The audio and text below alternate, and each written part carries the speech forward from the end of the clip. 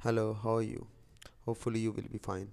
And today we will talk the role of Meta, formerly Facebook, in the Palestinian cause, which has been a subject of significant criticism and debate. Many argue that Meta's actions and policies have had a negative impact on the cause, particularly in the terms of censorship and the amplification of narratives. Here are some key points reflecting the criticism.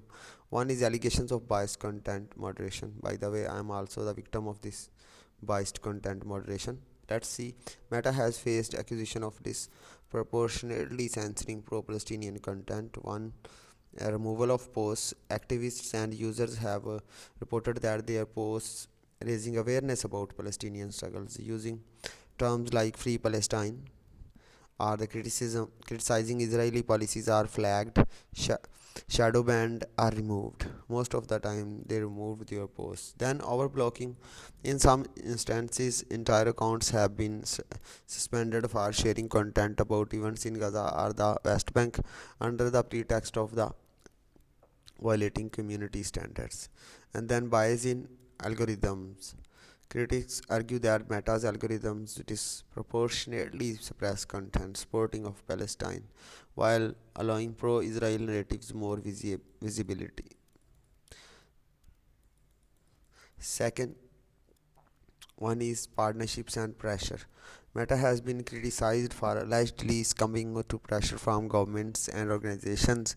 One is the Israeli government pressure. The Israeli government has publicly acknowledged its interactions with Meta to demand the removal of anti-Israel content in the name of anti-Semitic. So, which critics view as an effort to silence Palestinian voices. Second one is lack of transparency. Meta's lack of transparency about how moderation decisions are made are influenced by external actors raises questions about fairness. Third one is language barriers in moderation. That is also a logical reason. So Meta's automated moderation tools and human moderators have been criticized for misunder, uh, misinterpreting Arabic content in which there is context misunderstanding. Suppose in Arabic, including poetry or cultural expressions, have been flagged for incitement even when they don't violate policies. And then uneven moderation capacity. Critics claim that content in Hebrew is moderated less strictly, giving an unequal playing field to Israeli narratives. Then fourth one is suppression of Palestinian media outlets. Several Palestinian news outlets and journalists have reported that their accounts were deactivated or heavily restricted on platforms owned by Meta, curtailing their ability to share on the ground realities in the name of violation of policy.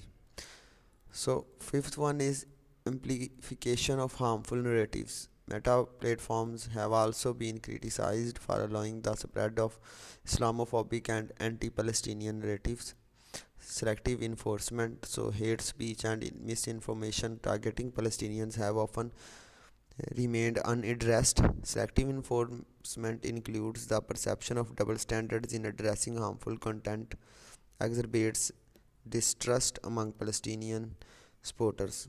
And sixth one is impact on grassroots movements.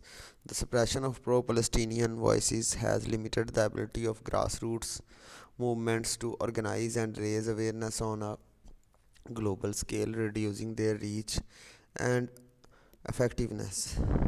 So Meta's response we'll discuss here. That Meta has occasionally acknowledged some of these criticisms and pledged to review its policies. For instance, it has engaged in audits and hired independent oversight bodies to address allegations of bias.